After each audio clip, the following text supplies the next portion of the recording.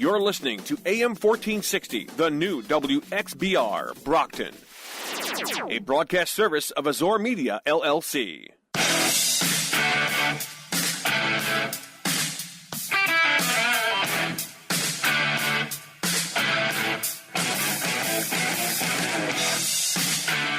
AM 1460, the new WXBR. You're listening to the Metro South Morning Show. Peter Zimbo and Mike Pavitt here with you on this Friday morning. Special thanks to former New England Patriots running back Patrick Pass for calling in just a few moments ago, hosting his football camps for kids later on this summer in the city of Brockton. Also happening in the city of Brockton, this one a little more close to us, Mike. Tonight, or actually last night, the Brockton Fair kicked off in Brockton. Tonight, Mike, you'll be participating in the Brockton Fair. That's right. With your pro wrestling. Tomorrow at the Brockton Fair, an annual tradition at the Brockton Fair, one of my favorite events to come to the fair each and every year, the Amateur Boxing Show. And joining us right now in studio to talk about it is the man who organizes that show each and every year, Brockton's own Rich Cappiello. Rich, good morning. Good morning, guys.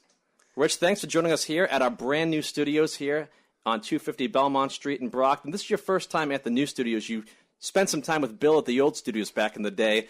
A lot nicer here, isn't it? Oh, man. This is the nicest studio I've been in. And I've been in quite a few, and this is beautiful. Well, and I'm really happy to see you doing great, and I listen to your show, and it's great. It's really entertaining, and you bring on some great guests. Well, thank you, Rich. We appreciate that. Congrats to you guys. Thank you. Let's talk about this amateur boxing show that you are hosting tomorrow night at the Brockton Fair. This has become an annual event at the Brockton Fair, and it's always a good take. Underneath the pavilion, starts off when it's light outside, gets dark. You have the illumination of the rides and the Ferris wheels and whatnot. Just a cool atmosphere and cool aesthetics for these young kids to box in front of. Just for the record, it's me and my brother Mike, of course. It's you and your brother Mike Cappiello. Mike does all the matchmaking, one of the best matchmakers in the Northeast, amateur. Don't want to think that I'm sliding Mike. And, we've been doing the fair for many years now, and it's always a great hit. We pack the place. We put the best fights on, and it's very entertaining. It's a lot of fun. And once again, we're really excited. This is a show where year in, year out, you guys take some of the region's top amateur boxers coming from all over New England, put them in with one another to box in non-tournament boxing at the Brockton Fairgrounds. And you never know who's going to be around as well. I remember just a few years ago, I was sitting watching the fights ringside. All of a sudden, sitting there ringside, former WBA junior middleweight and welterweight champion Jose Antonio Rivera. Stars come out for this. It's always a big event. Oh, yeah. Yeah, well, I mean, it's very fun, entertaining. You know, you got that fair atmosphere, which is always fun. So it creates the perfect situation, perfect atmosphere for a lot of great, entertaining fights. There's always amateur boxers who tell me after competing at this Brockton Fair show that year in, year out, this is a show they want to be a part of, not only because they know that they're going to challenge themselves against competitive boxers, but just the atmosphere of competing outdoors under the pavilion. There's always the omnipresent smell of fried dough in the air and whatnot. It's just a cool setting. I know Augustin Morris, a highly touted lightweight prospect in the area, says the Brockton Fair was his funnest show to fight at year in, year out in the amateurs. Without a doubt. I mean, the phone starts ringing crazy. We've got a host of fighters from all over New England coming in. And you're right. I mean, everybody wants on this show because of the atmosphere. And, I mean, it's such a big draw. We draw hundreds of people. And it's just a great, fun night. I mean, no pressure, you know. And, of course, my brother makes amazing fights, you know, and your brother Mike Cappiello, a former junior lightweight contender in the professional ranks in his own right, for those who recall his long career as a professional boxer. He had quite the amount of fans when he was coming up the ranks in Brockton and surrounding areas. Mike was the hottest kid in the area, had a great professional record of 35-6, fought for the IBO world title back in the day against Peter Cardone. He broke his hand in the fight. And had a great career. So moving forward, we do a big Rocky Marciano tournament. Of course, we have a gym in the city on Main Street in memory of the great Rocky Marciano, which is a direct descendant of ours. And we concentrate on getting kids up that gym and getting them off the streets. We work with the Brockton After Dark program. Is that what you're getting towards? Exactly. Yes, thank you. And that's very important to us because it gives us an opportunity to like give back to the community. It gets kids off the streets. And, we've picked up quite a few fighters off of that, like kids that just came in to like check it out, and they still up our gym fighting. So it's been great, and it's been very productive for the city, and it's really helped get the kids off the streets and gave a lot of kids that were going in a bad direction in a good direction. So we're proud of that. Once again, we're chatting with Rich Cappiello here on AM 1460, the new WXBR. Rich Cappiello each and every year puts on the Rocky Marciano Amateur Boxing Tournament in Brockton and surrounding communities, has the Cappiello Brothers Gym along with his brother Mike on Main Street in Brockton. And tomorrow night at the Brockton Fair, we'll be hosting the Brockton Fair's annual Fight Night. What time do the festivities get underway tomorrow night at the Brockton Fair? Rich? Fights usually start around 7:30. So it's best to get there, around 6. If you're going to go to the fights, because it fills up pretty quick. Remember, it's first come, first serve underneath that pavilion where there's benches set up and whatnot. So if you want to come on down, get there early tomorrow night. It's 8:29 here on AM 1460, the new WXBR. You're listening to the Metro South Morning Show. Peter Zimbor and Mike Pava, joined in studio by Rich Cappiello. We have a news break coming up. Rich, after the news break, I want to talk to you about a few other things involving your life and your long and storied career in boxing. 8-year anniversary of something was held recently. We'll talk about that after this news break, courtesy of Mike Pava. Stick with us here on AM 1460, the new WXBR. Very local, very southern New England. This is the new AM 1460 WXBR Brockton, a broadcast service of Azor Media, LLC.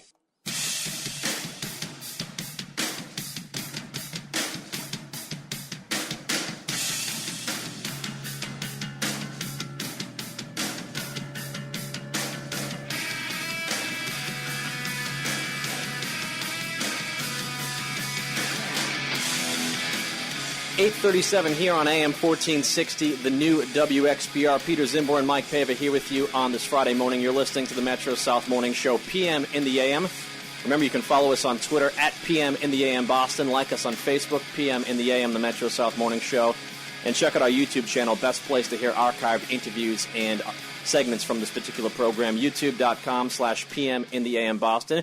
We're joined in studio once again by Rich Cappiello, who is hosting the Brockton Fair's annual Fight Night tomorrow night at the Brockton Fair. Festivities get underway around 7:30 p.m., but get there early to get a seat. Rich, this month was the 8-year anniversary of a somewhat historic event in the history of boxing, the final fight of former undisputed heavyweight champion Iron Mike Tyson. And 8 years ago, I want to talk to you about your experiences with your involvement in his final fight. His opponent was Ireland's Kevin McBride, a fighter who you were the promoter and advisor to at the time. You negotiated the deal for him to fight Mike Tyson. He won the fight with Mike Tyson, and you were right in the thick of all of it. Oh, it was amazing. It was a great experience, and I got under his... Oh, this is a classic moment right here. Mike, do you remember this?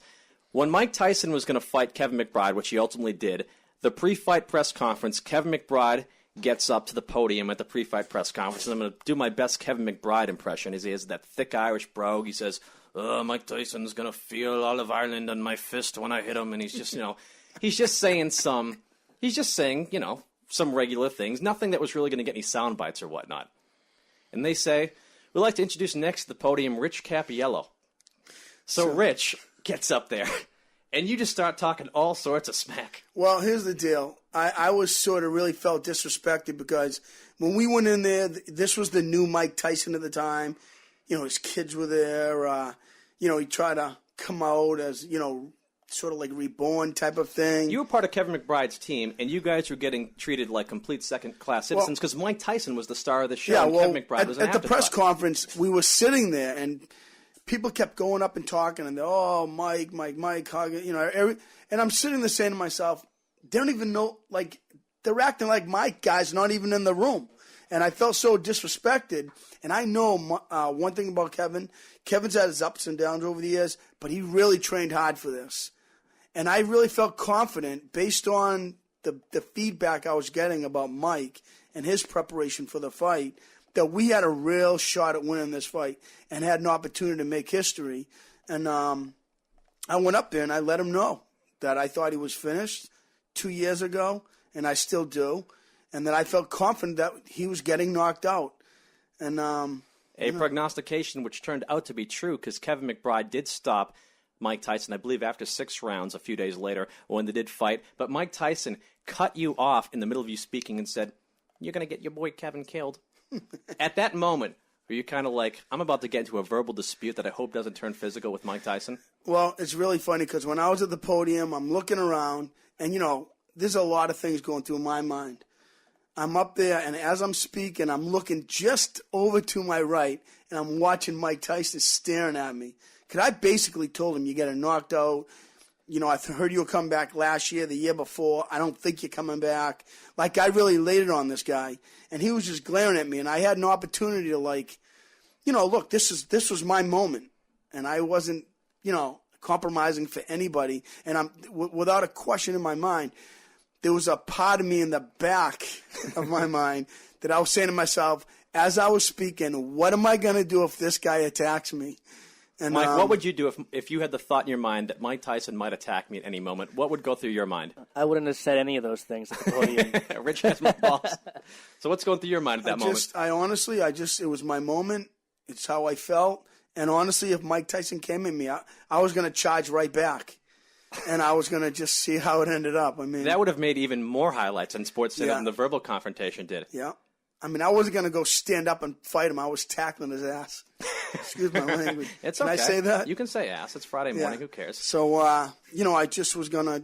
But anyway, that was that's how I felt. I felt disrespected. And without a question in my mind, the pay-per-views weren't selling. The tickets weren't going. And when I did that, we were on SportsCenter every 15 minutes for 2 days. Howard Stern picked it up. He even said to me after, he talked about what I said, and then after the fight, he congratulated me, on air, saying, I give that kid a lot of respect because he stood up for what he believed, and he was proven right. He said that on the air. So once we went on air for 2 days straight, the pay-per-view numbers jumped crazy. We packed the place. We sold the place out. And the Washington, I believe the Washington Journal, is it? The newspaper in Yeah, Washington, one of the biggest ones. No, it's one of the biggest ones. They said that I was the one that brought all the, once I said what I said, boom, it you know what I mean? They called me the one that actually created the real buzz there. The whole thought about the fight going into it was Kevin McBride's fighting some guy Mike Tyson's fighting some guy from Ireland. And then after you said what you said, it was Kevin McBride's fighting Mike Tyson's fighting some guy named Kevin McBride, and his people seem pretty confident that he's going to whoop Mike Tyson's ass, and people ultimately wanted to see it. They did see it. They watched, and Kevin McBride won that fight. Not only a interesting footnote in the history of boxing, since we just came to the 8th anniversary of Mike Tyson's last fight, but it was a big moment in your career as a boxing promoter, as you did something that very few people had ever done. They developed a fighter into a big, major pay-per-view attraction against Mike Tyson and came out on top. Well, the great thing is we had the fight a year before this, okay? And on the 11th hour, they pulled the fight away from me and they gave it to Danny Williams. And I got it taken away at the 11th hour. Now, when I lost that fight, I sort of got the blame. What happened was Shelly Finkel made a better deal with the other guy. Shelly Finkel, Mike Tyson's manager. Got him for half the money. And, of course, he pushed us out. So I'll never forget. Shelly called me up. I called Shelly up, and I called him a bunch of things, And I'll never forget his phone call back to me. He goes, "Well, Rich, I really didn't appreciate what you said to me, but, and I'd probably never do business. But in the meantime, don't get your kid beat." So he basically thought that this is something to look forward in the future. Exactly. So I went back and I said, "Kevin, this fight's coming back. Let's stay focused. Let's keep winning fights. I guarantee you we have this fight back." A year later, we get the opportunity. Kevin goes up there and he makes history. He retires Tyson. He's the only white guy to ever beat him.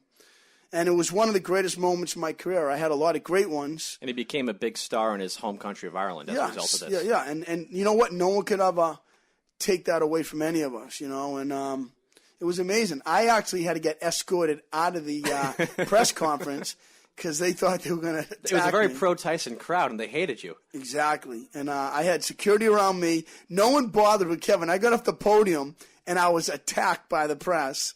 And they literally had to, walk me out of there because people wanted to attack me. Then I got a phone call saying, I don't know if you should go into the arena. Because they thought the crowd was going to throw stuff at you because you talk so much smack. So you know what? The bottom line was I did what I did.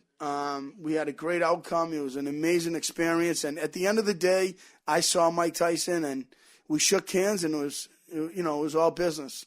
And, could I do have major respect for Mike Tyson? I believe in his prime, he was one of the greatest heavyweights of all time, in his prime. Once again, we're chatting with Rich Cappiello here on AM 1460, the new WXBR. He's hosting the Brockton Fair's annual Fight Night event, amateur boxing, tomorrow night at the Brockton Fair. First fight starts at 7:30. Rich, before I let you go, you're still actively involved in the world of professional boxing. Next Friday, you are the matchmaker of record for a boxing show airing on ESPN taking place in Hartford, Connecticut, where the promoter is none other than rapper 50 Cent. What's it like working with 50 Cent, and can you call him 50? I call him 50. Okay. 50. I don't say 50, but I go, hey, what's up, 50?